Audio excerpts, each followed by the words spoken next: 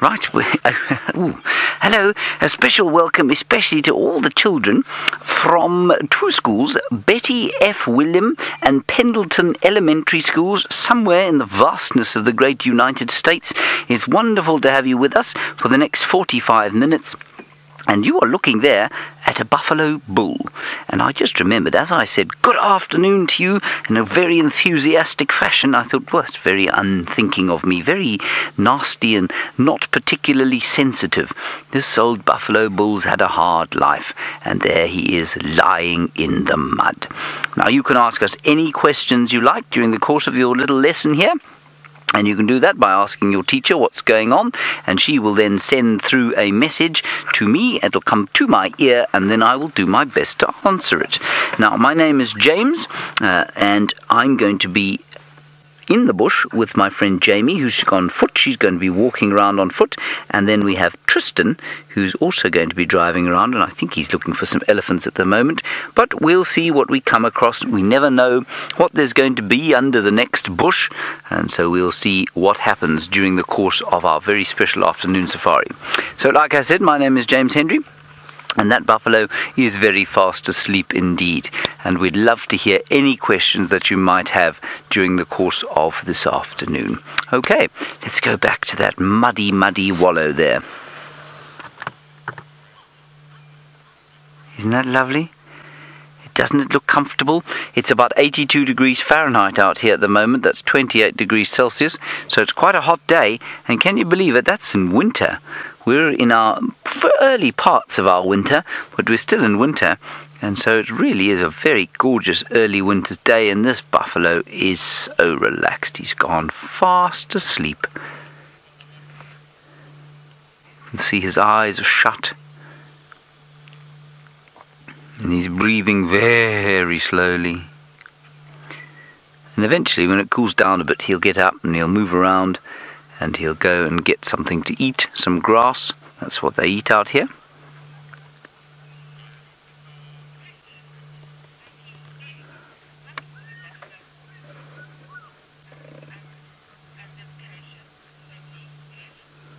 Hello, Betty F. William. I think that's the whole school asking this question. What adaptations does this buffalo have? Well, every piece of its anatomy, every part of its behavior is in some way an adaptation to surviving in a wilderness area like this. There's very little on this buffalo that is not there to help it survive and do well out here. Let's look at the horns first. Those horns are used for defense largely, so they will help it defend itself against lions and hyenas. Those are the predators that might hurt a buffalo. They're also used on the males to fight each other, and they fight over ladies quite a lot, well, as do men of course, but we don't have horns to fight with each other with.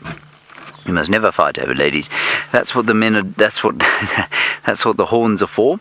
Then you can see that he is very strong and he's very big. He's got a lot of muscle on his body. That is also to help him fight off predators. And also you can see that he's got very little hair. Can you see that? Now, most animals out here, the bigger they are, the less hair they have. Now, that's an adaptation to the heat. And with too much hair, well, they'd get over hot. And now, with just a little bit of hair, they can maintain a good temperature. And you'll find that the bigger an animal is, the less hair it has generally in this environment. Sean, you're wondering how big he is. He probably weighs about 600 kilograms or so. That's about 1,400 pounds. Another adaptation he has, and he shares with many, many creatures out here, is that of being a ruminant. Now, if you look at him, he's chewing, but you haven't seen him eat anything at all. So he's re-eating his lunch, he's re-chewing his lunch, and that's a really clever strategy. So what they do is they fill the first chamber of their 4-chambered stomach with grass. They come and find a comfortable place like this to lie, and then they regurgitate it, which basically means vomit it, up into their mouths, and they re-chew it. Now, they do that because it's very difficult to digest grass only. If they don't have a very varied diet, and grass is made largely of two substances called lignin and cellulose, and both of those things are almost impossible to digest, and it's very important that the buffalo chews and chews and chews to break down those sort of hard substances and release the nutrients that it needs. So that's quite a clever way of doing it. And all of the antelope out here do the same thing. You'll find the deer that you have in the United States do exactly the same thing. So that's a good adaptation that it has for being out here. And of course its colour is a pretty good adaptation. It likes to lie in the mud like this. But of course there are many kinds of animals out here that are very varied colours, and I think his colour is not that well disguised because he's so big that nothing can try to, or very few things can try and get him. One of the things that can try to get him is the thing that you're about to see now, all the way north of the Masai Mara in Kenya.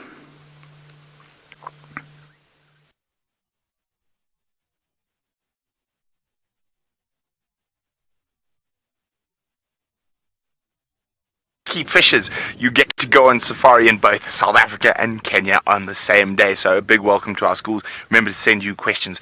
We are with a pride of lions at the moment. Well, 3 lionesses to be exact. And they've been looking at those zebra over there, and they've been sneaking closer and closer and closer. Now what they really want is for those zebra to come close to this little ravine next to us, where they can sneak up on them, because if they had to go up there, I think the zebra would spot them because there's not lots of long grass.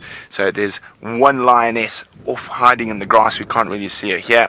You can see the second lioness just over there, and the third lioness is even further away on a termite mound down there. Now this is the Angama Pride. They live right below our camp, so we see them quite often. There's something going on behind me. Sorry, Dave, I've just noticed there are a whole bunch of vultures. I think there might have been another kill up there. Maybe hyenas. Like, you see the vultures on the ground. On the ground, on that crest there. Wow, I wonder what's going on up there. Oh no, too many decisions to make. Do we stay with the lions, or do we go see if the hyenas have made a kill? There's a hyena den not too far from there. Can't see. Maybe there's even another lion up there. You never know. Isn't this just exciting? Now, these ladies, I don't think they're going to move too much. I think they're going to wait a little bit for the zebras to maybe come down or move into an area where they're going to get a better chance to catch them. Oh, look, she's on the move. I wonder, I don't think these lions have spotted the vultures. Otherwise, they would also go investigate. I just suddenly saw them swooping down behind me. Maybe that's what she's seen.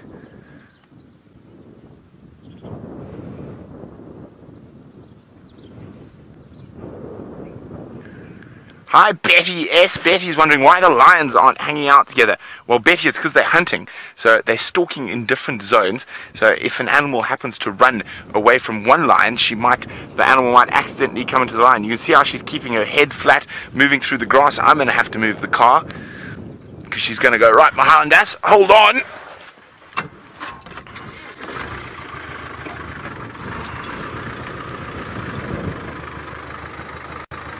Oh, she's disappeared into this little ravine next to us. I don't think she's seen the vultures. Now, sometimes the vultures like that could be attracted to a birth. So the afterbirth left from a birthing of an animal.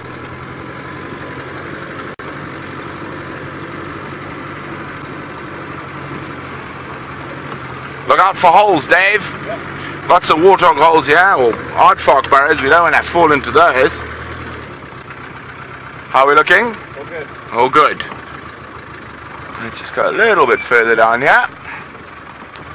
Ooh, scary stuff.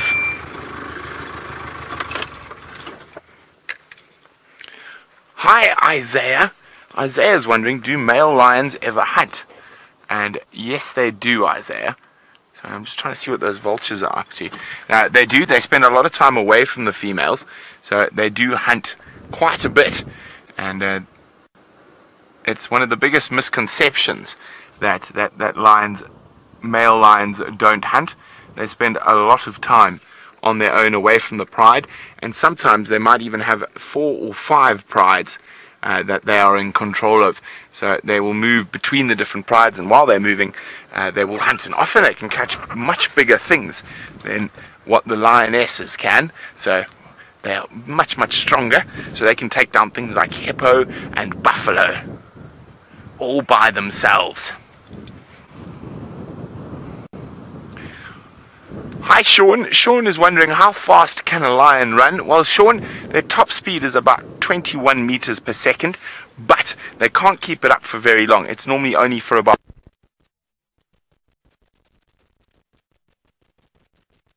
You've lost my mic audio. Yep. Sorry about this. We are live from the middle of the African bush. All fine on my side, Dave. Yep. I got you on the top mic for now. Okay, well, I'm back. There we go. I'm not sure what happened there. Sorry guys, we are live from the middle of the African bush. Sometimes these things do happen. But we are with the Angama Pride, who are on the hunt. Okay, Dave, don't worry, we are back. We're going to disappear again. Oh no, we're on ambient mic. Sorry about that. 1 second guys. Battery change, quick as a fiddle. At least the lions aren't moving too fast, but Dave's moving very fast to change the batteries in his mic pack. There we go. I'm back. Well, thank you, I'm back. Although you were listening to me off the ambient mic. Now, what we're going to see here is something that's very, very unique, that you're not going to see in many other places in Africa. Now, if you look carefully up the hill, there are some cows, and they are being herded by Maasai. Now the Maasai are the local people in this area. They actually own the reserve, and then it is leased from them. Now the lions tend to stay far away from cows because they are very scared of the Maasai, and when they see a Maasai they tend to run the other direction. So even though those cows have been there the whole time, the lions haven't even looked at them, and they've just stayed focused on the zebra.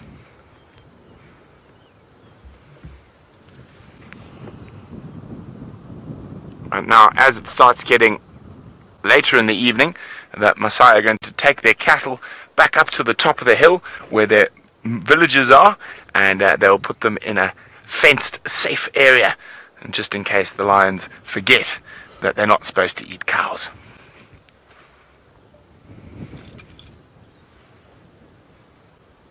You can actually hear the dong-ka-dong of a cowbell in the distance.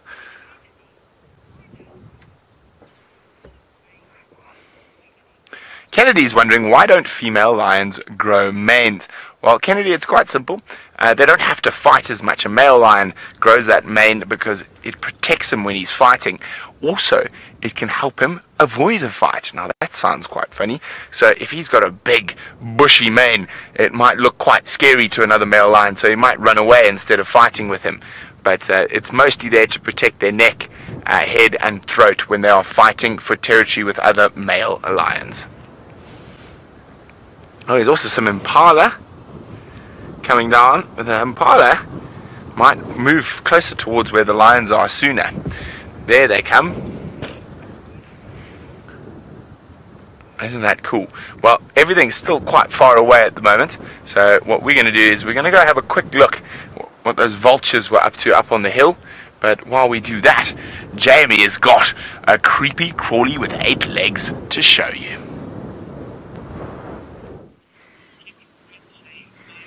I've got 2 creepy crawlies to show you. One is a spider and one is what looks like the unluckiest fly that I've seen in a long while that is busy being eaten by this particular spider. And I'm sure that lots of you are pretty scared of spiders, but they're actually amazing creatures and they do a really good job of controlling things like the fly population. So they're actually a really, really important part of our ecosystem. And even though she looks big and scary, she's completely harmless. Look how big she is. She's almost the size of my palm, but she's completely harmless and she absolutely couldn't hurt you. but we definitely wouldn't say that she wouldn't hurt a fly. My name is Jamie, and this afternoon Sebastian is on camera with me, and we are out on foot. So you've met James, and you've met Tristan, and you've met Brent. All of them are out in vehicles. But being out on foot is one of the best ways to experience life out here, because it gives you a chance to spot some of the smaller things. Although actually this afternoon I'm going to go searching for lions. I know that Brent already has shown you some lions. I know that this morning there was a big male lion not far away from here. He's probably resting in the shade, and it's going to be our job to try and find him. But before we do that, let's just go back one more time, because this is actually amazing. Look at what she's done here. She's caught this insect in her web, it's flown into it, and what she's done is she's wrapped it up with a covering of silk. That's why it's white like that. Oh, Anthony, I'm sorry, I haven't even told you what type of spider that is. That is entirely my fault. Anthony, it is called a garden orb spider, or a garden orb web spider. And the two that we usually see, because you get different species of them, is the golden orb web spider, and then this particular spider, which is the garden orb web spider. And they're really beautiful spiders. Most of them are brightly colored, and most of them are actually really, really big. But even though they look scary, they don't have any venom. So they don't have any kind of venom that will make you feel sick if they bite you. It might hurt a little bit because they've got quite strong jaws, but they definitely won't make you feel sick. So they're actually beautiful spiders, and something that we can sit and appreciate without having to be scared of them. And remember, you should never ever play with spiders, but you also shouldn't kill spiders, because they're actually a very important part of our world out here. They do a very good job. Jeremiah, you'd like to know how big that spider is. Here, I'm going to put my hand in. There we go. There's my hand. There's my palm behind her. So with all of her legs and everything like that, she's about the size of my palm. That's how big this spider is. And I've seen ones that get much, much bigger than this, sometimes even as large as my entire hand almost. But it is one of our biggest spider species that we see. And she's built herself the perfect web, and I know it's a she, because with all of the orb web spiders, the females are bigger than the males.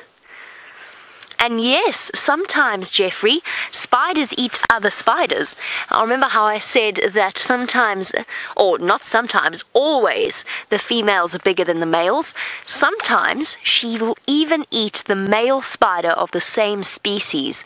So if she gets irritated with him, or if perhaps he gets too close to her or tries to steal her food, she could actually end up eating him.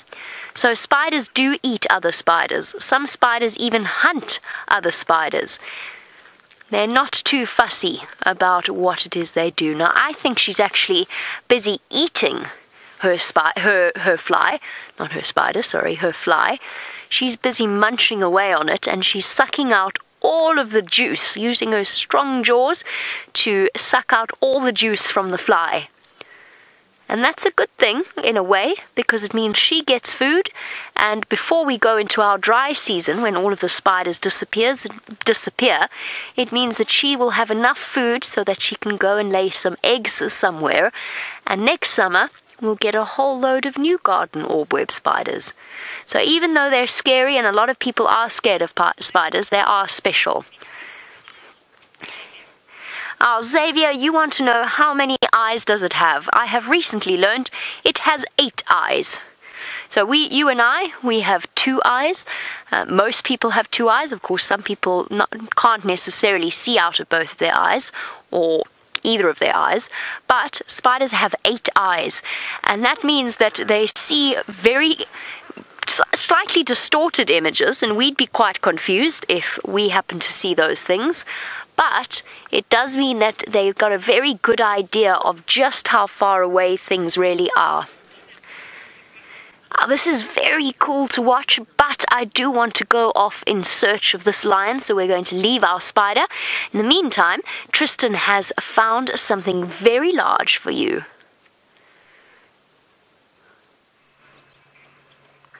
We have indeed, Jamie, and we have to wish Jamie good luck for the lion, because we may be going to go help her a little bit later. But as you can see, we've got a big hippo that is just wallowing in the dam. Now, my name is Tristan, and on camera today I've got Craig, aka Batman, and a special warm welcome to the two schools that are joining us this afternoon. I hope you'll have a wonderful time with us as we explore all these wondrous animals and sounds and sights that we have out here in Africa. Now, I was saying that our hippo is wallowing, and that is because our hippo is an animal that really only moves around at night. Very seldom will you find them moving around during the day, and that's because they've got no hair on their body. So it's like us, if we play in the sun too much, then we get sunburnt. And it's the same thing for the hippos. So the hippos are not able to be out in the sun too much, because otherwise they're going to get sunburnt and they're going to get dehydrated, and they can't just go and get themselves a nice cold water like we can. They'll have to just drink a little bit from things. So they stay in the water itself until it gets dark, and then at night they come out and they'll go and feed on grass, because hippos are not fish eaters, and they don't eat any of the fish that swim around in this little dam. They are only eating the grass at night. But this particular hippo seems to be on his own at the moment, and I'm a bit concerned because there was 4 or 5 hippos here a few days ago, so I don't know where the others are. Maybe they're there somewhere and they'll pop their heads up just now and we'll get to be able to see them. Now, remember, you can ask lots of questions if you do want to. You can just tell your teachers and they'll send them through to us. And for all our other viewers, our regular viewers, remember, you can still send through questions and we'll try and answer them a little bit later after the school drive on #SafariLive. Now, other than that, at the dam, it's just our male hippo who is taking it very easy. You can see he's got his head underneath the water and is just really not concerned about anything else. He just wants to take it easy and wait until the afternoon wears off and the hot sun goes down, and then he can start moving. And for him, you can imagine, he must be getting hungry now. He spent the whole day in the water since the sun came up this morning, so he's had no breakfast, no lunch, and he'll have to come out and have a really big dinner so that it'll sustain him or keep him going until tomorrow this time. So it's really, they have to eat quite a lot. So, Austin, the hippos won't stay in water all the time. Like I was saying, they'll spend most of the day when it's hot and the sun is out in the water, and it's because they don't have fur like the lions or like the antelopes that are out here, and that means that their body gets very, very, very dry very quickly. The sun bakes on it, and it's like you. If you sit in the sun all day, you can go red and you get sunburnt and it hurts a lot. And so that's the thing for the hippos. It can't really move around to feed during the day because otherwise it gets burnt and dehydrated, so it has to wait until the night time and then it can move around. But what is very clever about the hippo is that even when it does move around, it's able to sweat, and it can sweat out of its sebaceous glands, and those glands will cover the hippo with this kind of red sweat that almost looks a bit like blood, and that blood sweat keeps the skin nice and hydrated and also acts like a sunblock, so it keeps the sun off them so that they don't get damaged by the sun. Now, BTF William, you guys are all wondering if hippos are dangerous. Well, hippos can be very dangerous. You've got to be very careful with a hippo. When they're in water like this, it's okay because he knows that he's safe inside there. But as soon as he's on land, then a hippo can become one of the most dangerous animals that we have out here. You'll find that they get very nervous when they're out of the water because they know water is where they're safe, and when they're out of water, things like lions and hyena can be a big problem for them, and so then they can be very aggressive, and they'll open these massive mouths with big teeth, and if they get near you, then they'll try and chomp you with those teeth, so you have to be very careful of a hippo. And also, they can run quite fast, much faster than we can run, unfortunately. They move at about 40 kilometers an hour, or 35 kilometers an hour on land, and a little bit less in the water. So Quinn, you're wondering how fast a hippo would swim. Well, Quinn, hippos can't swim, funny enough, so that hippo that you're seeing there is actually sitting or standing on the bottom. His feet are touching the bottom of this dam, and the reason why they can't swim is because they're too heavy, and so what you'll find is they'll walk around on the bottom and then move. So if you want to know how fast they move in water, they can run in water, and they can do close to 25 kilometers an hour, which is in miles. I now have to quickly do a calculation. Is 1.6 miles to a kilometer, so it would be close to, it's about 18 miles an hour in somewhere around there, in water, which is very fast. It's much faster than any of us can swim, so you wouldn't want to dive into this pool of water because that hippo could then be a little bit aggressive with you. If I'm on the bank like this, then the hippo is okay, but as soon as I try go into the water, then he's going to be a little bit nasty to me. But do you see how he flicks his ears every now and then? So that's because there's water in his ears. So sometimes when he goes under, you'll find that his ears will turn to be able to seal them, and then when he comes up again, there's a bit of water in there, and then you'll see him flicking them to try to get all the water out of his ears. It's quite fun to watch. Now, Chloe, you're wondering how long the hippo will stay underwater when he does stay underwater. Well, the hippo can stay for a maximum of 7 minutes. That's as long as they can stay underwater, but generally it's about 5 minutes that they're under. Now, the thing is with a hippo is that it may sound like a very long time, but there are some people that can even do 5 minutes underwater.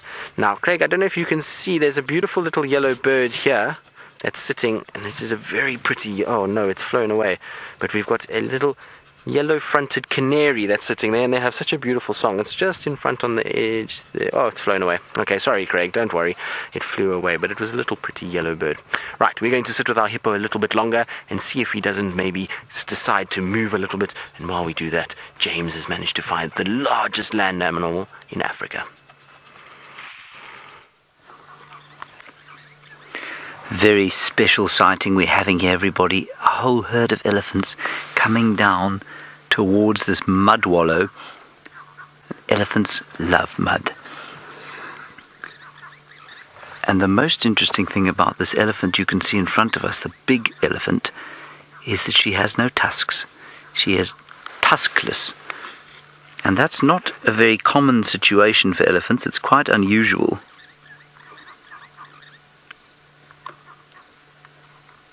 It's quite interesting. I'm not sure why she should be like that.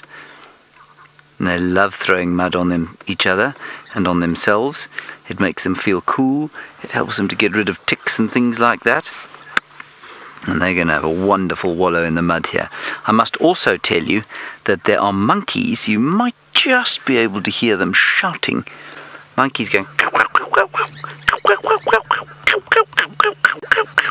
They've seen a predator, almost certainly, but way down to the south of where we're allowed to go. So I'm pretty sure that some of the leopards we were hoping to see today are down there. But maybe they will come this way, and maybe we'll be lucky to have a sighting of them a bit later on.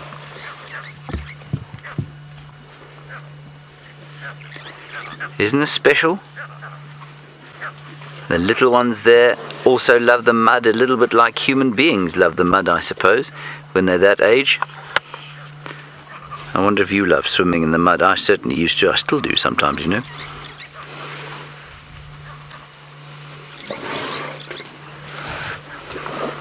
Now this is interesting too. The elephant coming towards us, this cow coming towards us, has also got no tusks. And I think that probably means that she is the daughter of the bigger one that has no tusks, because the lack of tusks is a genetic thing. In other words, it's in... how do I best explain it? In other words, they will inherit it from their parents. And interestingly also, there are two calves in the herd. Once you've looked at this younger cow, she's definitely got a youngster because she's lactating. That means she's nursing. There are two cows there, two little calves, sorry, coming up towards us now, both of whom don't have tusks. That's very interesting, and they're old enough. You would normally just see the little tusks coming out. Now, Bonnie, you're wondering what they weigh. Well, it really depends on how old they are, because they never stop growing. A very big bull elephant will weigh up to 6 tons. That's 6,000 kilograms, which is about 18,000 pounds. And the one you're looking at now, the little one there, is probably, I don't know, maybe about 2 or 3 years old, 2 years old, and she'll weigh in at about 200 kilograms or so, I guess. So, what's that in pounds? About 440 pounds. This is a beautiful sighting, everybody, and we're just going to talk nice and quietly, because these elephants are close to us now, and what we don't want to do is make them alarmed. We don't want them to be any way upset with us.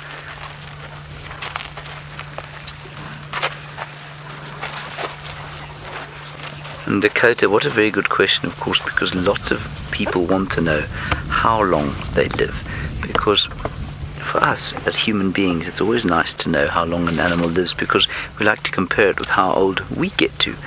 They live about the same time as us, maybe slightly shorter, 55 to 60 years in this area, but in some areas they can live for up to 65 years. This is very special, everyone. They're walking all around us. This cow will now turn towards the north. She'll come towards us. And probably there's a nice big water hole not far from here. And I'm pretty sure that they're going to go there. And Ayana, you're interested in why they've got such big ears. Yes, there is a very good reason they've got big ears. Their big ears help them to stay cool. Now, if you look at this cow as she walks past us, we're going to walk very quietly.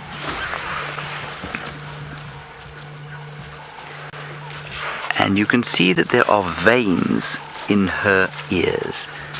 Now, those veins carry a lot of blood. In fact, all of the blood in an elephant's body gets pumped through the ears every 20 minutes. And that means that when they flap the ears, that blood gets cool, and the cool blood then flows into the brain. Now, on a hot day like today, the brain is the most difficult thing to keep cool, and it is the most important thing to keep cool. Ferg, just look here. There's another cow. The brain's the most important part of the body to keep cool, because remember, the brain drives everything else that happens. And so that's why they've got the very large ears, and why all of the blood goes through their ears into the brain. Now, we are going to stay around this area, because I think that those leopards that are making the monkeys so upset, I think they might come here and have a drink just now. We might be very lucky and have them here as well. Here's another young bull, just giving us a little bit of a smile as it goes past. And there's one other younger one there. Isn't that lovely? This is beautiful.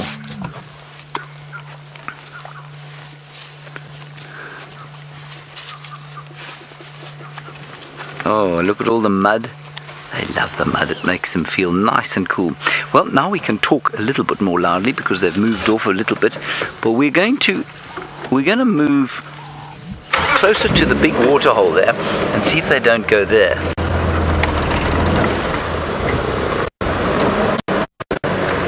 We'll move gently towards the big water hole. There is a hippo in there. I don't chase the hippo out, but I think they'll probably stop there to have a drink. And move nice and slowly, and while we do, we're going to head across to Tristan, who's going to tell you what he's looking for. Well, we've decided to leave our hippo because he was being a little sleepy, and I felt bad that we were keeping him awake since he has a long night ahead. And so now we are going to try and see if we can't find one of the cats. We're going to go and see if we can't find either some lions or a leopard somewhere. So we're just slowly checking our northern boundary just to see if there's not any footprints coming across the road. Now, what happens when we're looking for these animals is we'll often use tracks to try and find them. So you try and see where their foot has been, and then you know that they've walked down this road, and that's how we follow them to find them sometimes. So it's a good way to do it, and sometimes during the day they will move. Generally, lions are very sleepy, like the ones Brent has. The can move around quite a bit, so hopefully we'll find some tracks that we can follow, and then be able to show you one of the beautiful cats of the Sabi Sands area. Also, we'll check some of the water holes as well. I want to just make sure that there's no sign of any more elephants, and see if we can't find a nice big herd of those too, because it's fun if they're at the water holes. Then they tend to be playing, and they like to swim a little bit, and it's quite fun to watch them. And the babies go in the mud and they throw mud everywhere, so we're going to try and see if we can't find that. And other than that, just anything really that's out here. It was such a beautiful afternoon to be driving around, and it's nice and warm, and so very, very, very pleasant to be here. There also should be lots of birds around, so we're going to try to see if we can't find some birds as well. Now, when we are looking for birds, it's always good to check all the trees, and sort of especially these dead trees like you see on my left hand side here. Those dead trees are really good for birds to sit in. So there you go, you see that one on the left there? That's the one that they like to sit in. Especially the big eagles and vultures, they like to spend time in those kind of trees. It's easier for them to fly. So you always check in those kind of trees and the tops of the big trees, because any bird that is hunting, particularly the ones that eat insects, they like to sit at the top of the trees and then fly down and grab them. So we're going to look out for some of those too.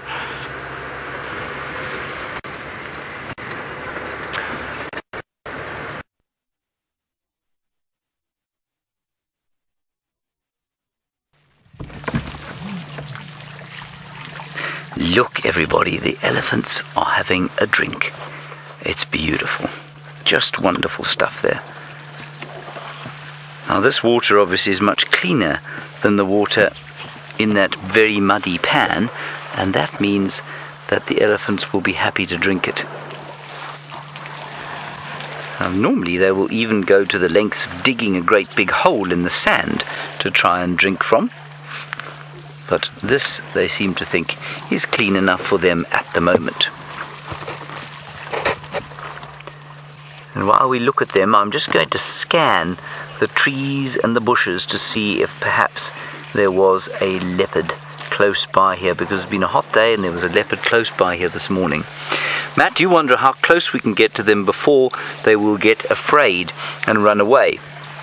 It depends on the elephant, but you saw we got pretty close to them. They came to us, you see, and they came probably within sort of 5 meters or so. That's 15 feet.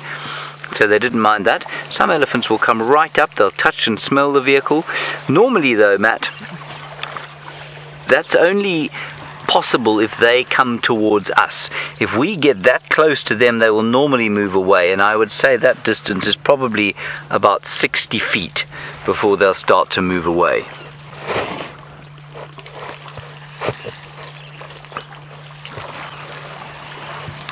Now, Warner, you ask a very good question, because you probably didn't hear me use the term bull very often there. I used the term cow to designate the female elephants that we're looking at here. You say, does the bull stay close to the herd?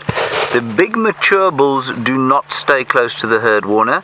They spend most of their time away from the herd, and they live on their own like bachelors, and then they will come towards the herds every so often when they are ready to mate, and they will look for a female who's ready to mate, and then they'll mate, and then they'll leave again. But most of the time they like to be all on their own, and you can see the hippo there in the bottom of your picture.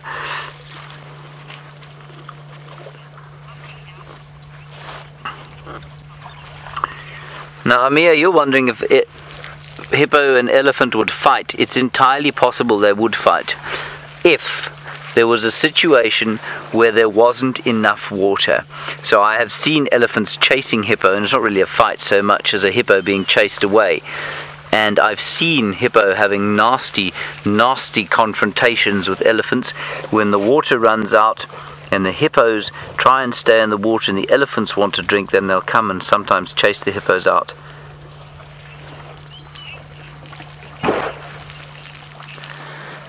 Oh, Macy, here's a very good question. You say, is it illegal to hunt elephants here? It's illegal to hunt anything in this area. We're in a game reserve. Oh, there are 2 hippos. We're in a game reserve called the Sabi Sand, and that's part of the Greater Kruger National Park, and there's no hunting in the Sabi Sand or in most of the Greater Kruger National Park. There are some private reserves on the side of the park where hunting is allowed, but certainly not here. So these elephants are completely safe, which is very nice, because we don't want to see elephants like this shot mercilessly by hunters. Javin, you say, do all the elephants follow each other? No, they don't, not all. They form herds. You can see this one is not an enormous herd. It's probably how many elephants did you guys count? 1, 2, 3, 4, 5, 6, 7, 8, 9, 10, 11 or 12 animals in this little herd. That's about average for this area. Sometimes there can be up to 100 in a herd, but normally it's small groups like this that have come together and they make up a much bigger herd.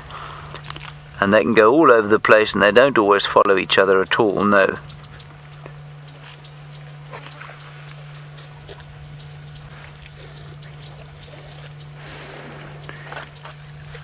drinking a last sip before they have to move on. Jeremiah, you say, why do hippos have small ears? Oh, look, that hippo's opening its mouth, having a yawn. Jeremiah, they have small ears because they don't need big ears, basically.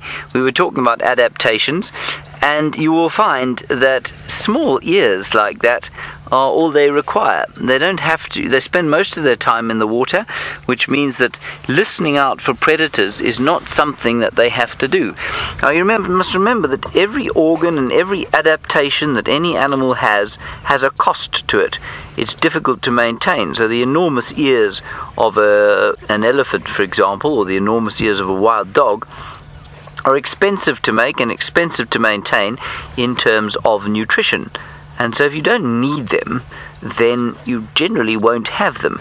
And so a hippopotamus doesn't need to listen out for predators because it spends most of its day in the water and quite a lot of the night.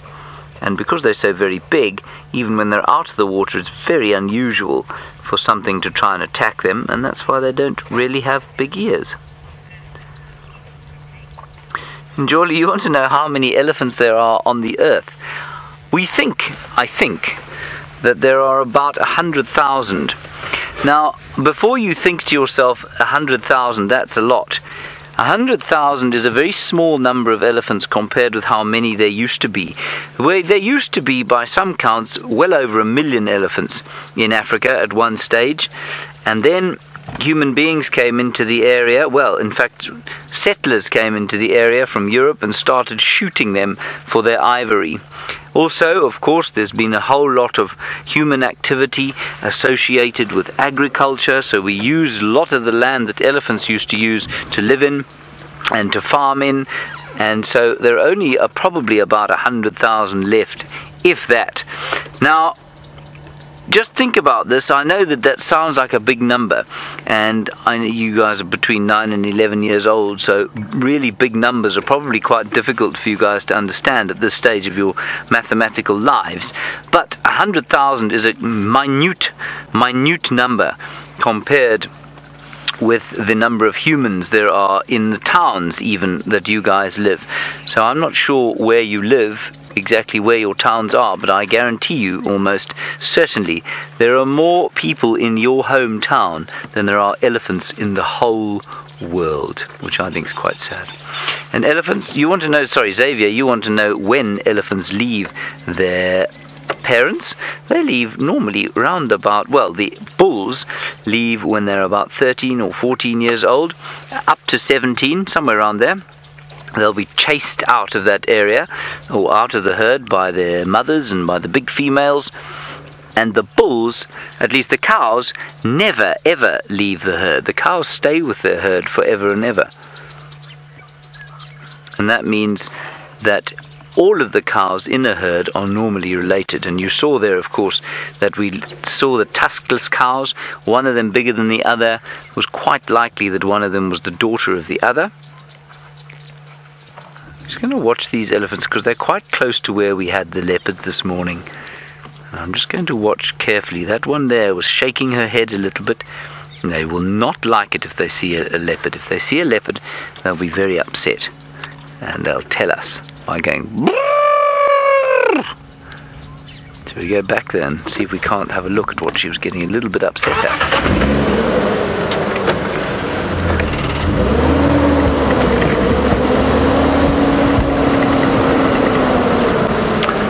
Alright guys, I'm afraid you guys have got to go off and do your maths and English and Spanish and art and various other subjects that you're going to be doing. We're going to carry on our game drive. I hope you've had a good time with us, and we will see you again hopefully on safari very soon. And we're going to head now across to Tristan.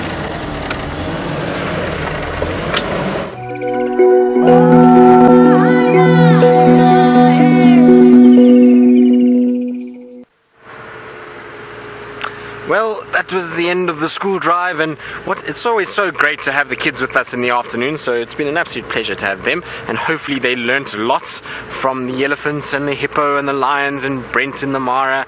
So it was quite an action-packed little 45 minutes, that's for sure. Now, time to start looking a little bit more in earnest for our male lion. It's starting to get a little bit cooler. It's not cool enough just yet, but it is starting to get to that time that we should start thinking about it a little bit. But maybe before I get there, I want to try and just see if I can't get an update from Arathusa side, because this morning I know they were tracking the Inkahumas on Arathusa, so I'm quite keen to go and see if there isn't maybe a sign of them that side first before I come down towards this male lion. So I'm slowly heading back to the western side. I've checked some of the water holes. There's no sign of any Ellies at any of the water holes that I've checked, which is perfect. It's fine. James has got them. Now, Brent, all the way 2,500 miles away, has got something very, very exciting to show you, and not something we see every day.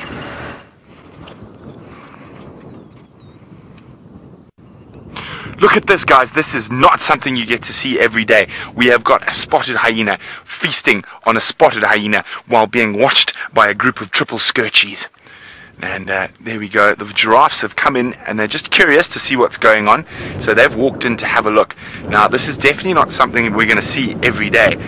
It does happen. Now, I'm not sure how this hyena died. I was watching lions about 800 meters to a kilometer from here, just behind us over there, and I just saw the vultures dropping down. And as we got here, this hyena was arriving at the same time as us. It was doing the exact same thing as we were doing, watching the vultures, and then suddenly we realized it was feeding off another hyena. Now, it's very difficult for me to say how this hyena died. I think this carcass is quite fresh, maybe from early this morning. The lions were around in this area, so it is possible that a lion could have killed it. It could have been a dispersal male trying to join a clan that was killed by the clan. Now, hyenas will often eat their own dead. Oh, and I do apologize for some of you that might find this quite sensitive, but this is really fascinating behavior. I've only ever seen this 4 or 5 times in my life. Now, just quickly for the birders, because you know I'm a birder as well, we've got, there we go, that is a new bird species for all of you, for your Kenya's list. It's Kenya list. It's called a Ruppel's griffin. A Ruppel's griffin. It is a type of vulture. It fills the same sort of niche as a Cape vulture here, bigger than the white backs all around. And of course we have the kings of the carcass, well, of the smelly old carcass, on the avian front as well. We've got a pair of lappet-faced vultures as well. Now, the hyena has chased them off, but they will be waiting patiently for that hyena to move away from the carcass. Now, this hyena, I think, is probably quite a low-ranking individual. It's very, very nervous, and a nice free meal like this is not something that it'll pass up. Now, the Angama clan, so there's a clan of hyenas that live right below final control, and in the Angama lodge, and this hyena is almost certainly from that clan. Whether the dead hyena is part of the Angama clan or not, I'm not sure. And it is just really, really fascinating behavior. And remember, any questions, hashtag Safari Live on Twitter. I'd love to hear from you. And I know this is quite sensitive, but let's see if anyone's got any thoughts on this. As I said, it's more than likely being killed by a lion or by the clan itself. Now, the hyena clans here are massive. They get, well, the North clan, which is just to the south of us, is about 80 plus strong. Well, there we go. Rachel, very practical of you, Rachel. If something dies, I'd rather see it being eaten than go to waste. Now, out in the bush, very little ever goes to waste. And everything is pretty much devoured by, if not by the big things you can see, like hyenas and vultures and whatnot, but by maggots, by carrion beetles, by all sorts of different creatures.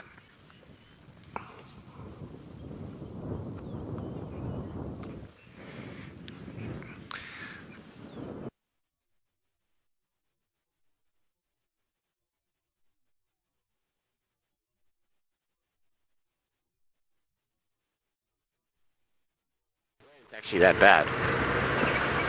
Well, unfortunately, still working out the gremlins with Brent and trying to get those all sorted out, but at least we are starting to make progress, and it seems like he's having the most wonderful time up there. I spoke to him this morning very briefly, and he seemed like he was thoroughly enjoying himself, and he says it's been wonderful sightings, and so we have a lot to look forward to over the next few months as he kind of goes along and explores, and when Jamie and James gets up there, and Steph is up there already as well, so it's going to be very, very cool once everything is sorted out and all the cars are ready, and it's going to be quite an exciting period. So you guys have lots and lots and lots to look forward to, that's for sure. If I just hear what Brent has been telling me over the last few days of what he's seen, it promises to be a lot of fun. Now, we've just come out onto Triple M, so the divide between Djuma and Arathusa, and we're going to slowly just try and make our way onto Arathusa and try to see if we can get an update, because we have to get a little bit closer, because the radios on Arathusa's side are a little bit scratchy, to say the best, so we'll try and see if we can't get a better update once I'm on there. And I do apologize if it's a bit bumpy now, because we've got these little corrugated sections where it kind of moves a little bit, so if the camera shakes a bit, I do apologize for that.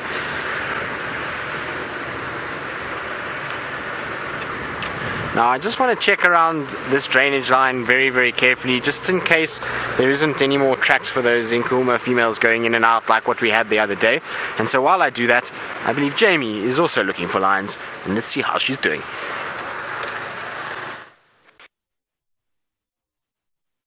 I think that Tristan absolutely the right idea.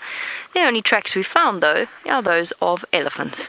So James's elephants are not far away from where we are, which is why I'm not sort of shouting on the top of my voice, because I don't want them to come wandering across to see what's going on. But we've got a lovely elephant digging hole, and very clear evidence that they found plenty of water, because they've splashed it everywhere. You can see the water drops all the way across the sand to about there. Very typical, very standard elephant behavior at this time of year. There's not that much clean drinking water around. So, when in doubt, you dig. You dig for water. And there's still water there. This is how deep it is. And here's the water. So they dug through, put their trunks down, and slurped up all the water that they've brought out of here. So it just goes to show, even though everything is starting to look quite dry, there's water sometimes just below the surface. And I mean, what is this? This is about a meter down. And the wonderful thing about elephants is they know just where to dig. They know the places... Oh, my knees are getting wet. They know the places where to dig, where the water is going to be closest to the surface, and of course it's been filtered through layers and layers and layers of sand.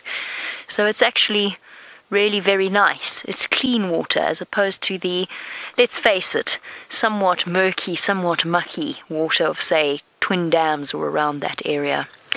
So we've come through here because the lion tracks are going to be the easiest to see. In this big male lion track, you can't miss in the sand. By the way, don't you think that looks like a burnt track? That's where my hand was, but it looks so much like a ground hornbill track, it's just not true. I'll leave it there to fool somebody. One day, perhaps, it'll catch somebody out. Right, so this line it hasn't crossed east, it hasn't crossed north. As far as we can tell, it hasn't crossed south, so it's probably still around, and we should find it before the end of the sunset safari. There we go. Okay. And so we continue on. Interesting that Brent had a hyena eating a hyena, because we actually talked about that this morning. Amazing sighting. Okay, onwards and upwards before we get trapped in the drainage line with elephants coming.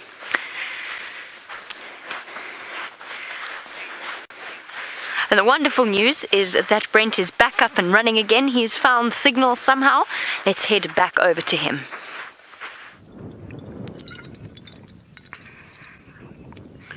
Now, as you can see, it is getting quite grim, and the rib cage of that hyena is exposed. And I'm still nervously looking around. I have seen groups of 14 or 15 hyena in this area before.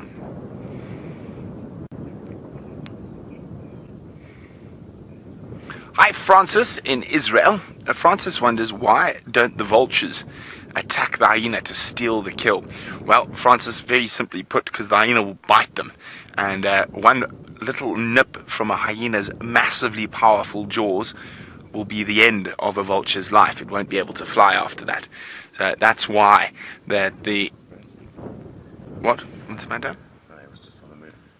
Oh, sorry, he's on the move. That's why the vultures keep away from the hyena. Now, as this carcass gets less and less, I think this hyena might try drag it somewhere safer. Because you can see it doesn't feel very, very, very comfortable out here in the open. I think it's quite worried that possibly the other members of the clan might arrive and steal it. A lion might arrive. The vultures will attract the attention of the different predators. So it is a very interesting thing to watch here. Now, normally lionesses don't kill hyenas that often. Normally it is male lions that will be doing the killing. So there we go. As I said, trying to drag it somewhere, maybe just out of visual somewhere.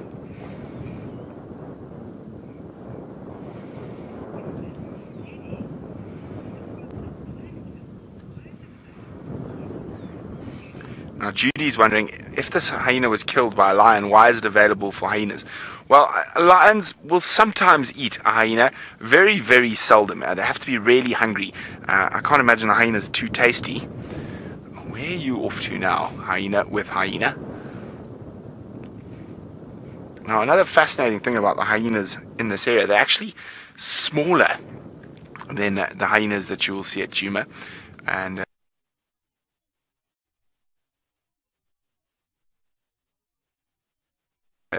I was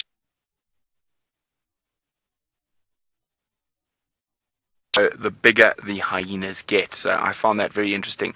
And they're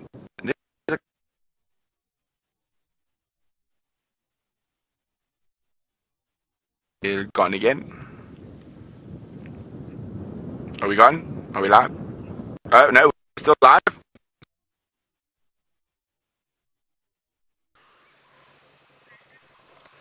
Well, again, sorry, Brent's signal is not doing very well up there, but we'll get it right eventually. Now, we've come to Red Dam, and there is one lonely male hippo who seems a little bit grumpy about the fact that we've arrived. He was standing out of the water when we got you and splashing about, and I think maybe now he's settling down a little bit.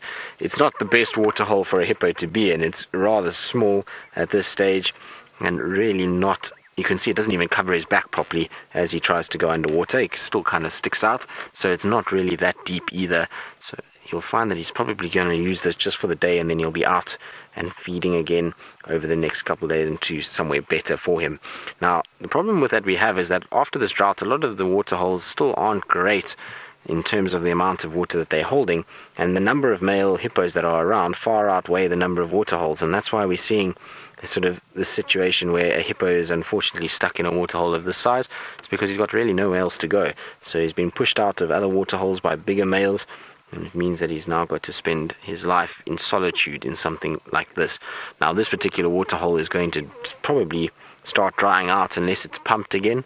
They do pump it from time to time, so if they do pump it, then it'll be alright. But otherwise, he's going to have a tough time of it over the next month or two as this starts to dry.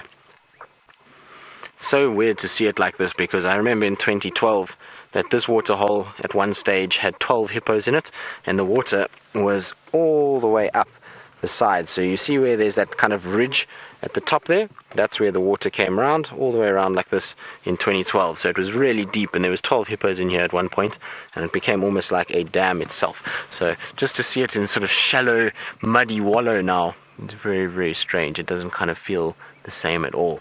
So very interesting to see how it kind of ebbs and flows, and just shows you how much rain we actually had during that 2012 period. Now you can see there's an Egyptian goose there as well on the left hand side that's just busy watching what's going on. Yes, there's a hippo in your pond. It kind of looks very perplexed by this massive animal that's sitting in its water at this stage, so I'm sure it will move off slightly. There's another vehicle approaching, so Peter from Nkoro is just coming up. Now he's luckily given us a couple of updates. Apparently the Angama Pride wasn't found this morning. It was just tracks that they found, but no actual sign of the Angama Pride. So I'm going to go just check where they last had tracks and see if maybe we get lucky and they've moved somewhere where we can actually see them, and we get sort of bit of luck on our side, really.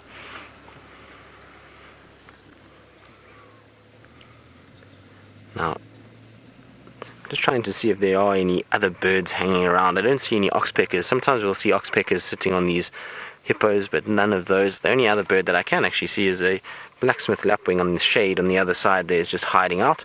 So there's our blacksmith lapwing, and you'll find that they'll spend time. There's always a blacksmith lapwing at some sort of water point. Ooh, James, this is an interesting question. You want to know how long a large dominant bull hippo will remain dominant for. Well, James, it's kind of like how long is a piece of string, unfortunately, because it's always dependent on what arrives at his waterhole. So he might be the biggest hippo in that waterhole, but 6 months into his tenure, a bigger hippo arrives and chases him out. So it's very difficult to put a number to the amount of time they spend as dominant animals. Sometimes it's very long periods, sometimes it's very short periods, and particularly in areas where you get a higher density of hippos. And you'll find last year, with the drought that happened, there was a lot of movement of male hippos, and I reckon there was a lot of males that were overthrown within months of claiming a new waterhole or a new area, and they were then overthrown by a bigger, younger bull or a potentially more experienced bull, depending on the situation. So it always just depends on what arrives and what challenger there is. It's much like the lion world.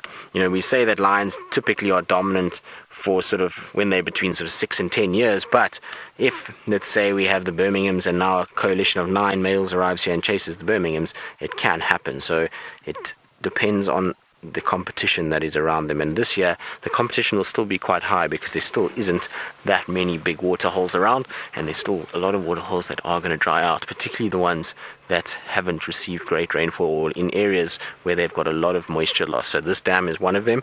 You can see Twin Dams has retained water and a lot better than a dam like this. This dam is dropping at probably, I would say, 10 centimeters a day at the moment. You can actually see the ring along the edge where it keeps dropping away, and every time I come here it looks less and less and less in the edge of the water. So it seems like this will dry out quite quickly. Right, I think we're going to leave our hippo there.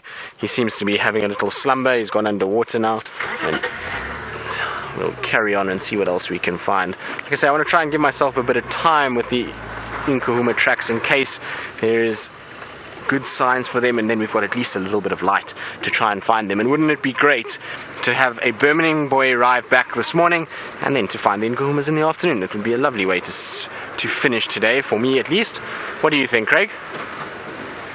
Yes, delightful. Well done, Craig. Nice choice of word.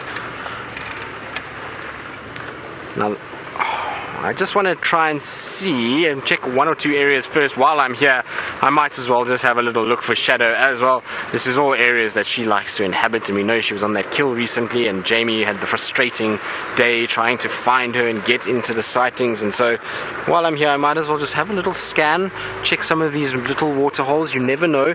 There is a water hole just up in front here, and then another one to our west. So I want to try and see both of those and see if there isn't any signs at either one.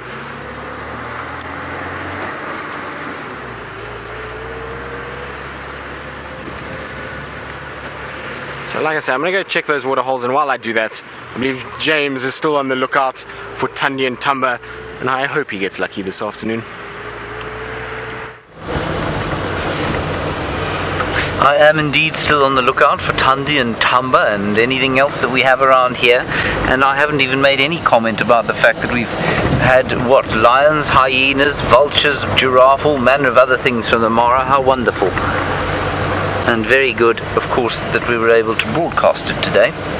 And in case you're wondering, I'm sure, I don't know if Brent has actually been on air long enough to explain this, but I think the reason we've had trouble over the last little while is that Brent has been exploring far and wide and testing signal and that sort of thing, so that's why we've had a little bit of trouble now and again getting a decent feed out of the Mara.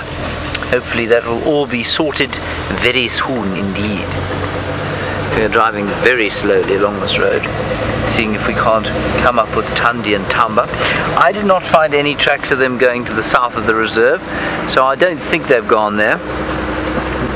There are elephants around, and so maybe we'll bump into a few more of those, and we'll also listen out to see if they perhaps don't spot a leopard or two.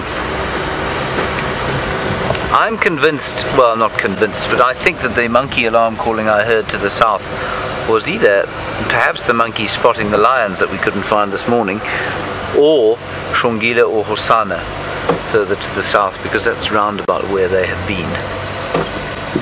That, of course, is largely based on the fact that I'm desperate for Thandi and Tamba to be here, where I am.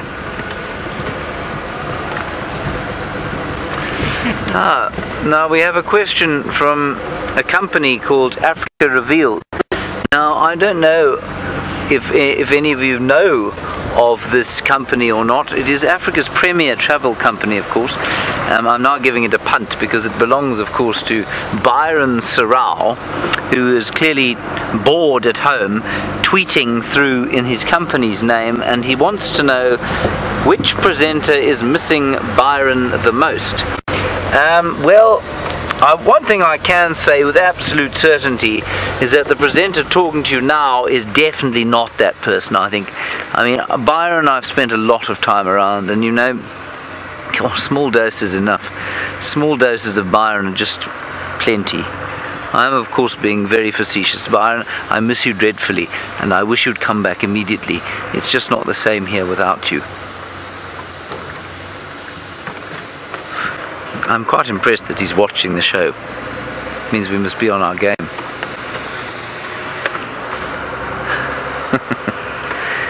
Unfortunately, there are no leopards draped from the trees here. Is that an elephant or a termite mound?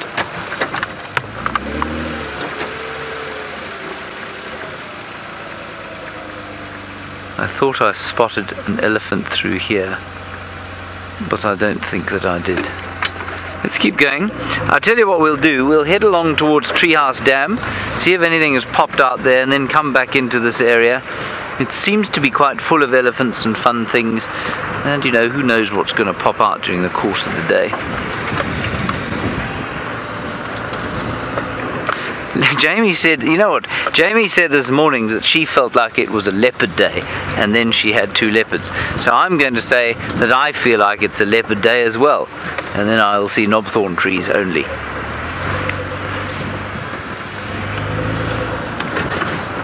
Doesn't always work like that, does it? We wish it did, but it doesn't. Sorry, I got distracted by a noise. We very much wish that whenever we say it feels like a leopard day, it would work out to be a leopard day. It worked out quite well for Seb in the past, but I'm not sure how well it worked out for us this morning, or if that was sheer blind luck. Speaking of things that weren't luck, but were actually totally my fault, and I suppose the fact that we got out of here was lucky, this is where I lost Thandi this morning. This is where I managed to get a vehicle in and couldn't work out how to get the vehicle out of this area, which resulted in me driving through this patch of dead spikethorn twice. I actually don't even know how I did that. I can see my vehicle tracks. It's all a bit of a nightmare blur. I just heard the alarm calls of several Franklin off in the distance, but I don't know if it's the elephants that we just walked into and had to walk rapidly away from, or if it could potentially be Thandi. I think she's still somewhere around here. I've never ever found Thandi on foot, so I have absolutely no idea what she's like. Unfortunately, we found ourselves in quite a thick area, so Seb's going to struggle to walk and move the camera around at the same time. But I do want to move us slowly out. There's Herbie over there. Herbie is fiercely concentrating. He is furious that the lion escaped him this morning, and he's now determined we're going to find a big cat. So maybe I should say that we've got a big cat feeling. So Byron, who's watching the show, the question is really which of us you miss the most. I think that's really the question you have to ask yourself. I don't actually know when Byron's coming back now. I think I might not see him before I go to Kenya, in which case, bye Byron. Have fun here while we're gone. Look after the team. Oh, I appear to have left a small bit of Rusty behind. Rusty is held together by black duct tape, black gaffer tape actually. So I'll just take that back. Ow, pop that in my pocket. What's wrong, Franklin? They don't sound frantic enough for it to be a leopard. So I last saw Tundi disappear in here. So now we've got to find our way and figure out where she went from here. And we might bump into the lion in between. Who knows? And don't forget, because this is live, that you can send through your questions on #SafariLive on Twitter. And we did bump into an elephant earlier. We had to do a very rapid escape. It was actually quite funny because it was basically 2 minutes after I said we're about to walk into those elephants, I'm sure of it. And then we did.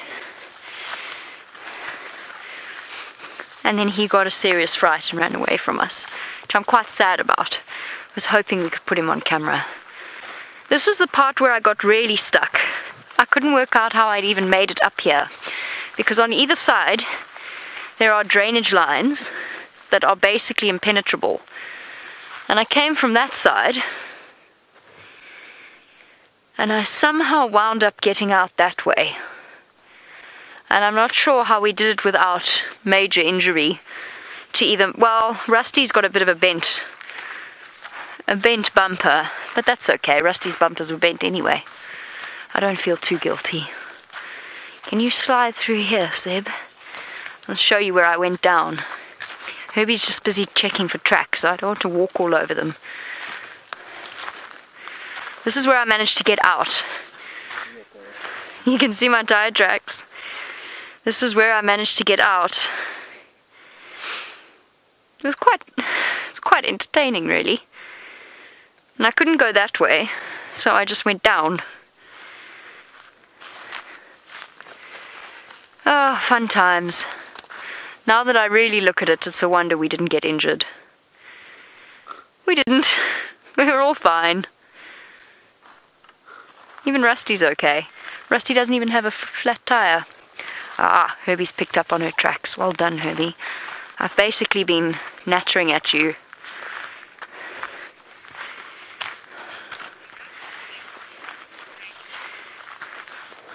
Cool. So we're going to sneak off in search of Tundi. Maybe we'll find her, maybe we'll find the lion on the way back.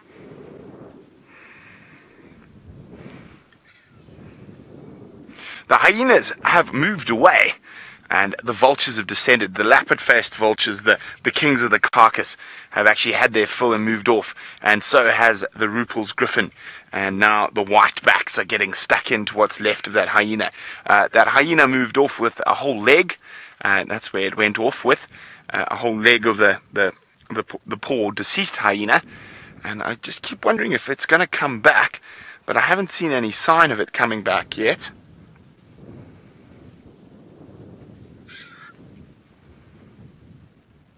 Oh dear, I think we lost comms with Final Control.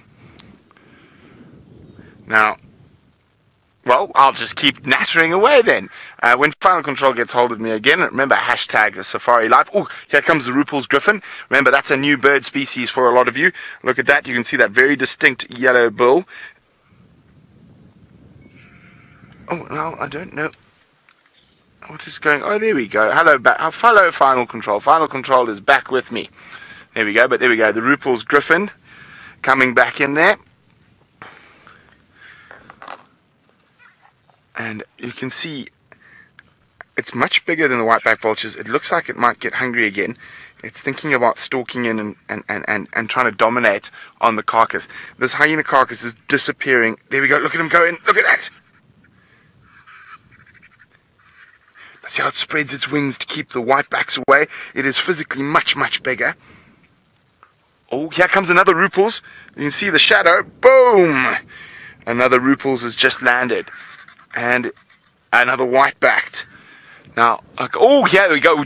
We are being bombarded. Incoming at rate of knots. We've got vultures dropping and descending on us. Dave, in front of you, in front of you. There we go. You're in of you. Got him, you got him, you got him. Down. There we go. Boom. Here's the next one.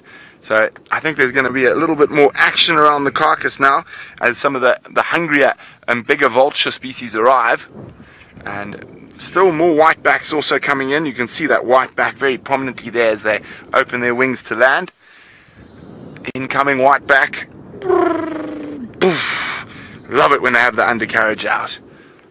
There we go. So I said, sometimes it's really fascinating to just watch the vultures and the constant squabble that goes on. Now, with this amount of vultures dropping, and I'm wondering if they might not attract more hyenas in from the den that's not too far away. Hi, James. James wonders, where does a Rupel's griffin rank on the sort of hierarchy scale of vultures? Well, lapid-faced are number one. And then Rupels and white-headed vulture are quite close, and then it's the white-backed, and then finally the hooded and Egyptian vultures in this area. Now, Egyptian vultures are quite rare to see everywhere, but there is always a chance we might be able to see them in this part of Africa. Now, generally a little bit more common down in the Serengeti. There's a Rupels. I think that's one of the ones who's had its fill already. Oh, listen to that fighting.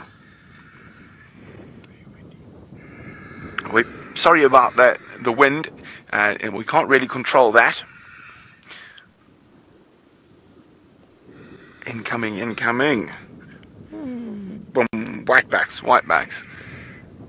Oh, here comes a white-headed. This is my favorite vulture species. It's a little bit nervous. They're quite rare. There we go. There's a white-headed vulture coming in hot. You can see that red tip to the beak when it turns into the light. No, it's decided, is it worth it? Is there enough food left? Am I going to come in? There we go. Wow! For me, they're my favorite vulture species. They're also one of the rarest of them. But you see, that one's also quite full already. You can see that the crop is bulging, so it might decide, you know what, there's not enough hyena left here to really interest me. I might keep cruising on.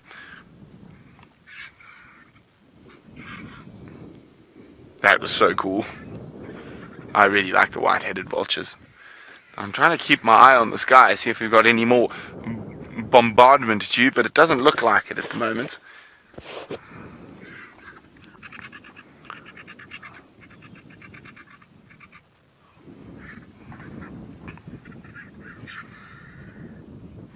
H. Macy is wondering, are vultures strictly scavengers? Oh, new bird species for everyone. There we go. You got him there. Got him there. It looks like a little grey kestrel. Oh no, where's he gone? I can't see. Actually, I lie. I think it's a lizard buzzard. Or pygmy falcon. Sorry, so many new birds around here. Well, I don't know if we can count that. That was too quick, and I didn't get my binos on him. But H. Macy is wondering, do vultures strictly scavenge, or will they hunt? Now, they have been known to hunt when they are desperate, but I would say 95% of their diet was all scavenging. The white-headed vulture, the one that we just sort of did a flyby and decided it wasn't worth his effort to come down here, are well known for actually hunting.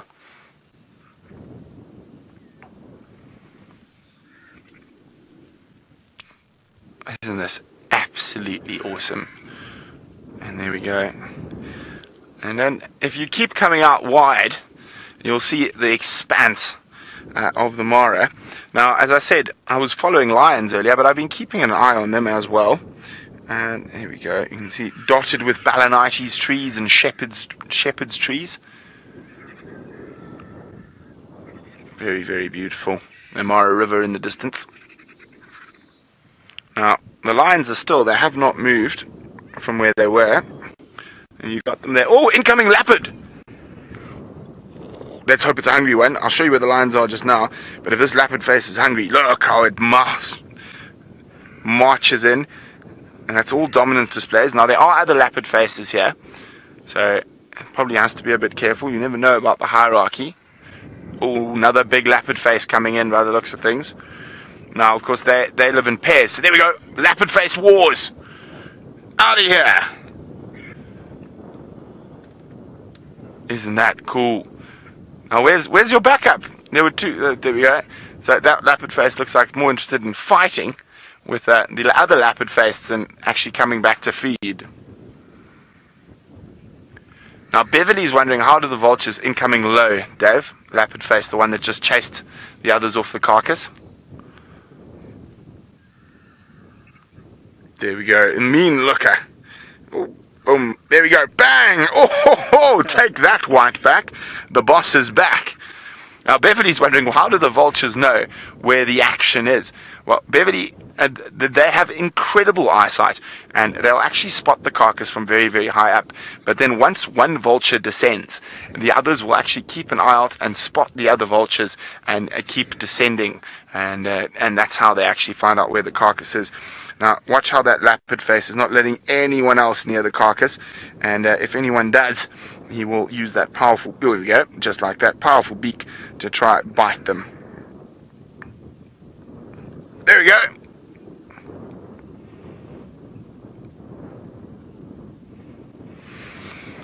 Now, Avery is wondering who consumes more meat on a carcass, vultures or hyenas? Well, Avery, it all depends. If the hyenas, as I said, I think that was a very low-ranking hyena. If it had been a dominant hyena, I think the vultures wouldn't have barely got a scrap. But I'd say on average, depending on who finds the carcass first, if a hyena finds the carcass first, the vultures have no chance. But if the vultures find it first, they can eat very, very quickly. As you can see, what they've been doing to that, there's just basically a rib cage left, and most of that has been consumed by the vultures, and they were the first to find this carcass. Well, the leopard face have done, not enough there for them to eat. Now, well, we're going to stay here for a little bit longer, see how this plays out, and who knows, maybe a few more vulture species will come in. But while we do that, James has got something small and cute and furry with 4 legs. So cute and small and furry with 4 legs that it has disappeared. It was sitting on that log until it became apparent to it that it was going to become a television star, and then it disappeared. Let's see if we can't call it out quickly. It was a dwarf mongoose, obviously.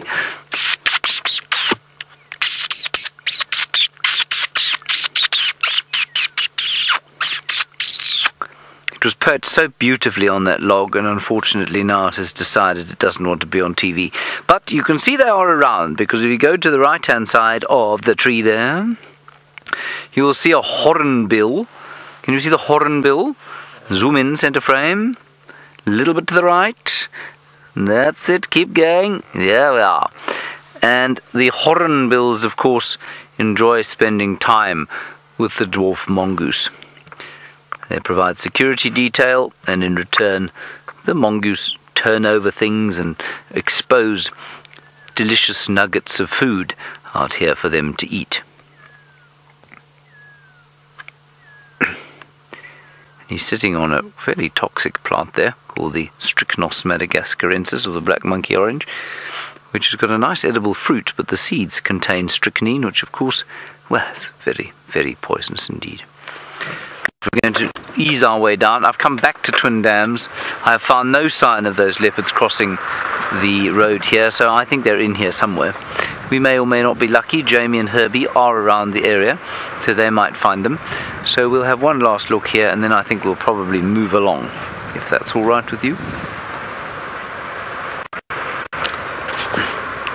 Good afternoon. Hi. How are you? How's it going? Good. Nothing to report on this side. And you? They don't look like they've crossed. Yeah, so I think they're probably in here somewhere. Yeah, but I might be wrong. No, this side's not much happening. Okay, cool. Alright, let's head back across to Brent and the Mara and thousands of vultures.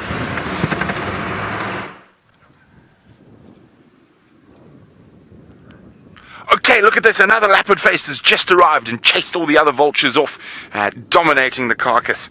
And I think they got sidetracked with chasing each other for a while, but they're now back on what's left of this hyena. And there, as it moves off, you can see there's very little left. Now I've just got to keep my eyes on the sky. Remember, hashtag Safari Live if you've got any questions for us about vulture behavior or hyena behavior or lion behavior, because we've had a hyena, we've had a lion, and oh, there we go, watch.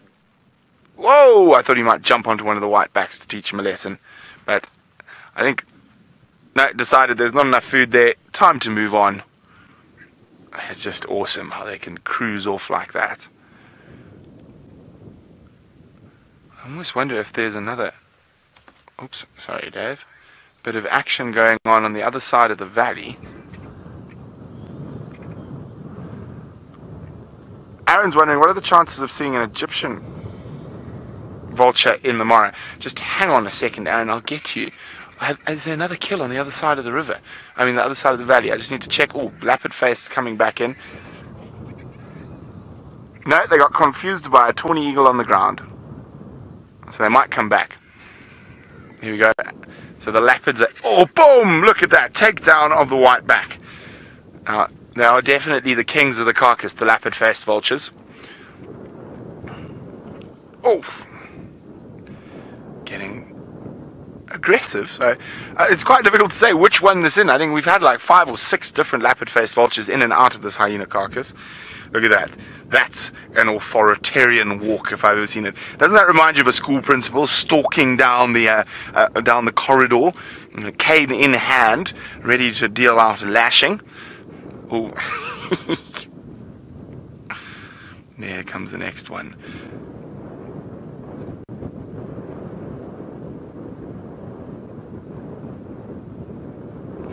Okay, well, things are a little bit calmer. Aaron was wondering, what are our chances of seeing an Egyptian vulture in the Mara? Now, they're quite good. Not as good as in the Serengeti, but there is always a possibility we might get lucky with an Egyptian vulture. And John's wondering, will they eat the head? Well, they will try, and especially with the massive leopard-faced vultures here. They are able to cut through a much thicker skin than the other smaller vultures. Now, they've already eaten the eyes, I'm sure, the lips, the gums. So, yes, they will eat whatever they can of a carcass.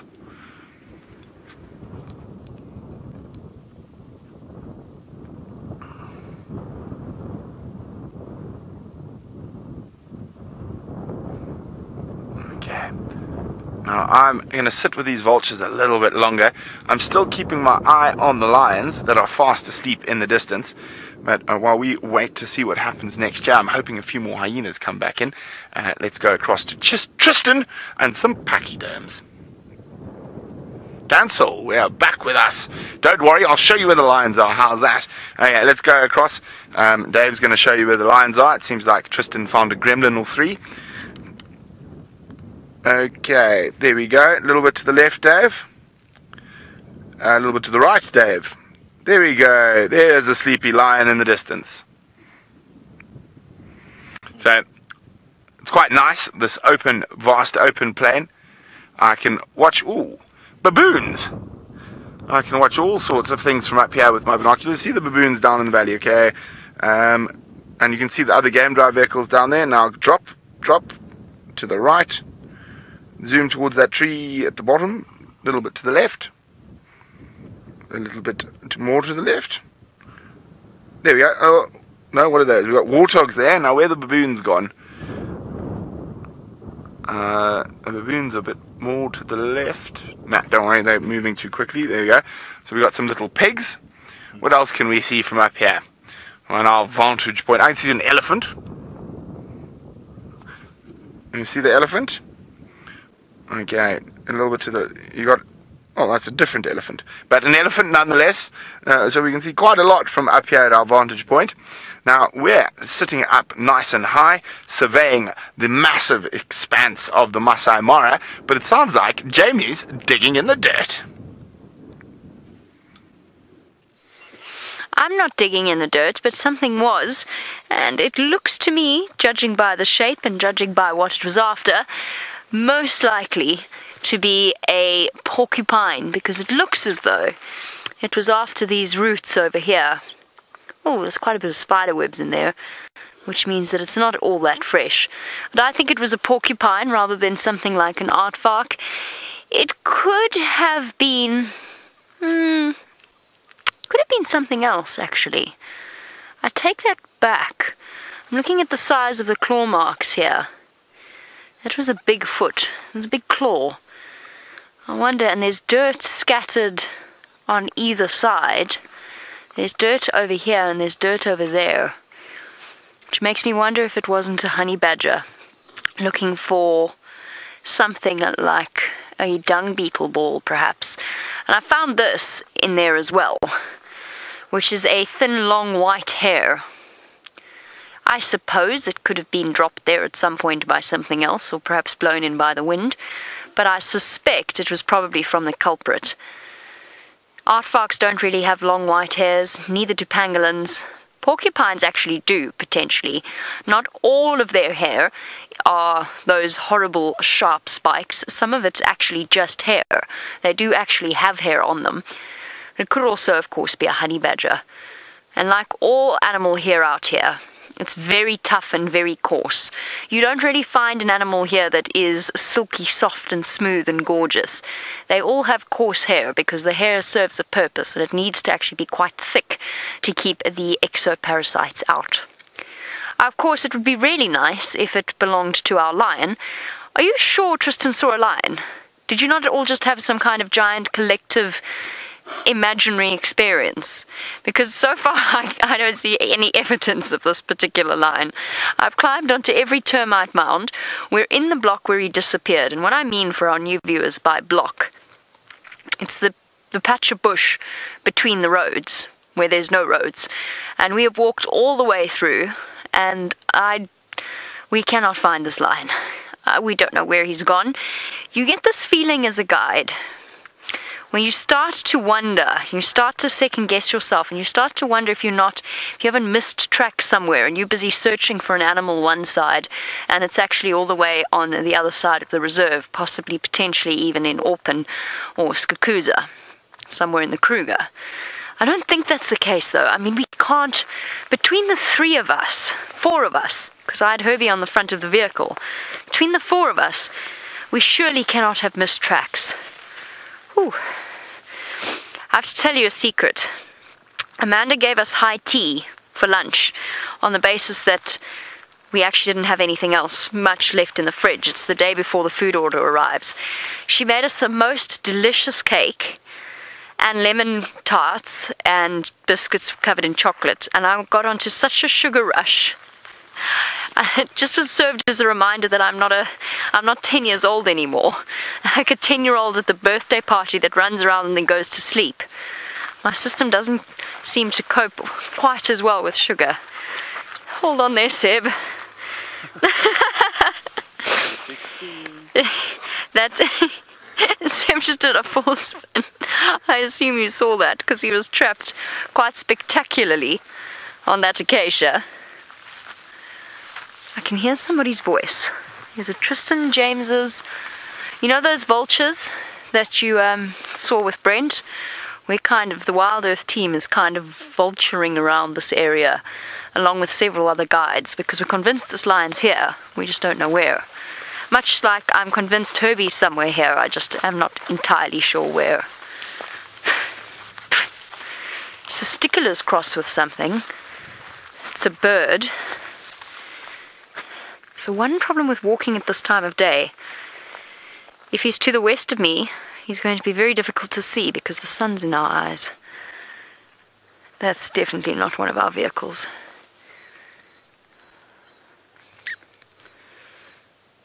Okay, I think that's the sticklers. It's a type of bird, and I think it's alarm calling at us.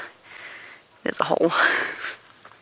It's quite a difficult block to walk through, and if he is here, unless we get close enough for him to lift his head to see what we're doing, he's going to be very difficult to spot because he is going to be incredibly well hidden behind the grass. There's Herbie.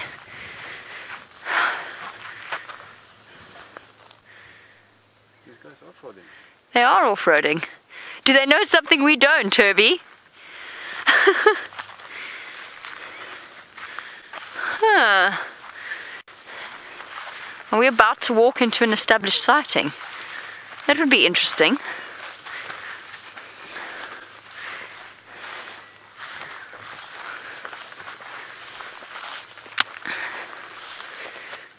It's a gorgeous little spider there, Seb. Can you see right next to my finger? It's bright green. I need to move out of your way.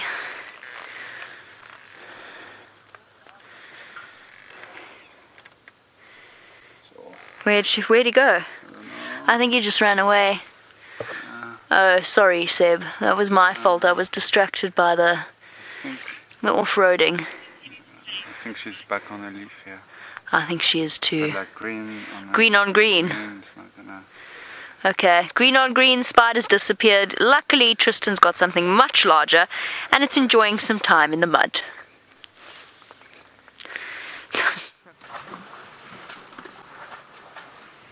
We do indeed. We're having the most crazy elephant sighting. They're all right up against this bank of this small little dam, and they are having the biggest game. And there's a tiny little baby that keeps falling off the dam wall and having to be pushed back by its mom to join there. It goes down the other side. But they are having such a ball, and we are being sprayed by mud. There's dust everywhere. Isn't that cute? Look at the two of them playing.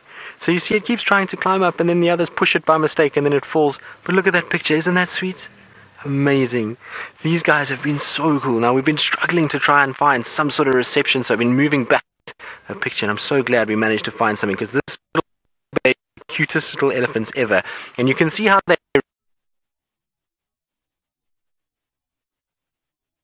complete.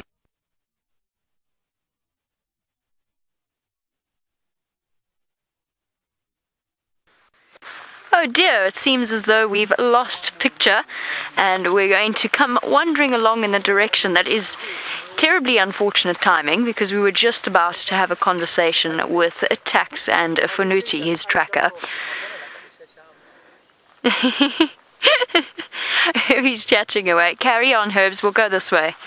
We'll move out of your way. It seems as though Tristan's lost his picture, James has lost his picture, I assume, and Brent is vanished as well. So you're stuck with us on Bushwalk, or maybe we'll walk straight into this lion right now. And it'll be very exciting, because it's actually very difficult to straight up talk to you and find something at the same time. And try and talk to Tex. Oh dear. Let's go sit on that log, Seb, and contemplate life. I can't think of anything else to do. The insects are becoming more and more scarce these days. Not as easy to find as they were. Even on the WildEarthTVs, believe it or not. Oh look, there's something extraordinarily fascinating to look at. Should I put it on my head like Tristan did? Ugh. Do a good shake first. There you go. Now we've all done it. Alright, tell you what. What antelope was this? Can you tell me, judging by what's left of it, which particular antelope has been left behind in this state? It's obviously a deceased one, so please don't say dead, because we know it's dead. That's relatively self-explanatory. There we go. You can actually see, remember how yesterday morning on the sunrise safari we looked at the keratin sheath covering the horns? Obviously, the amount of time that this skull's been in the bush, it has completely lost its keratin sheath. And now all that we're left with is solid bone.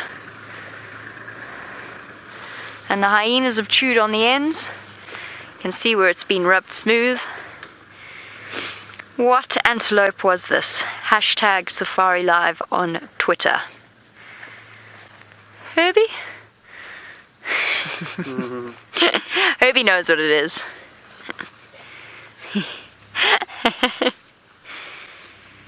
Okay, right. Do we have any questions, Chantal, that you'd like to send through while we search for our lion? Okay. I'm sure you'll guess what antelope that is. A little bit big for a bushbuck. Little bit big. Well done though, James Richard. Right family. That should give it away relatively quickly. Wonder... Suddenly curious. I guess... Suddenly curious, in a way. These holes. I wonder what holes these are.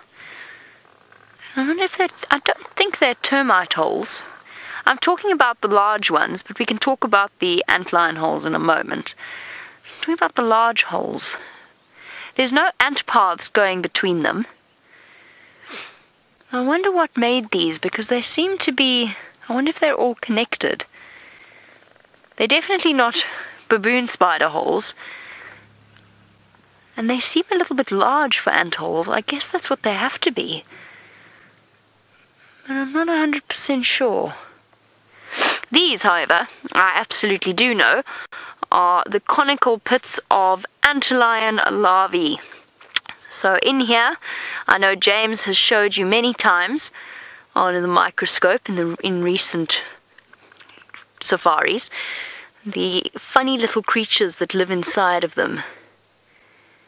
And all that they do, let's try this one, is they wait for an ant to slip into the conical pit, because the sides are very steep and made of very fine sand, and when something does slip down into there, it launches itself up and clamps its jaws on its poor hapless victim.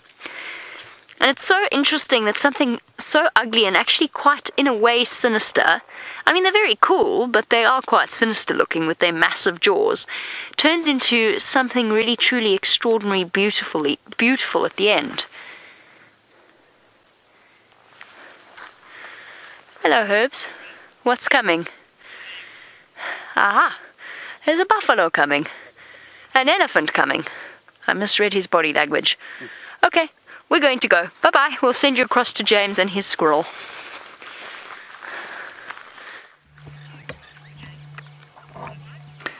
It's such a precious little squirrel, and it's... oh.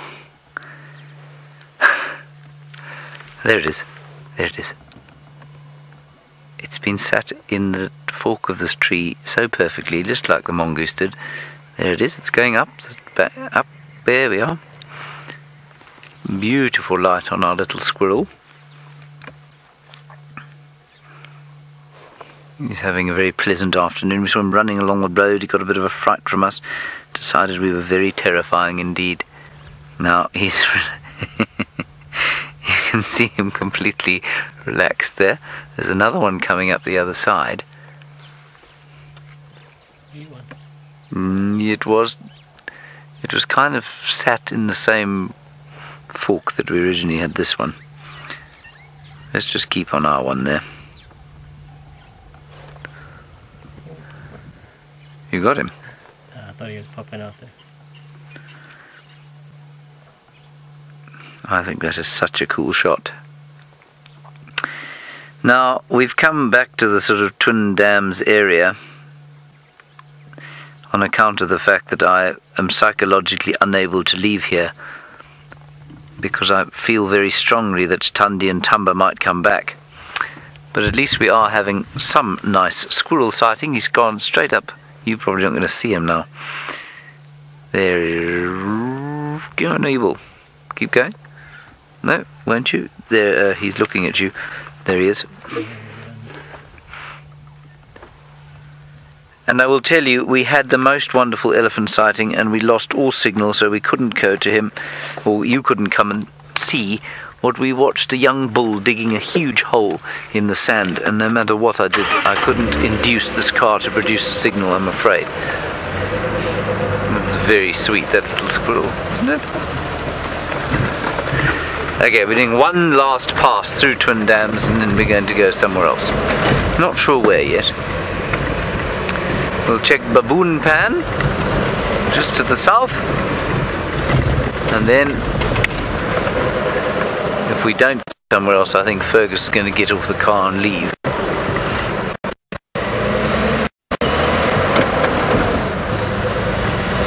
Let's have a look in here. Maybe our water monitor is around.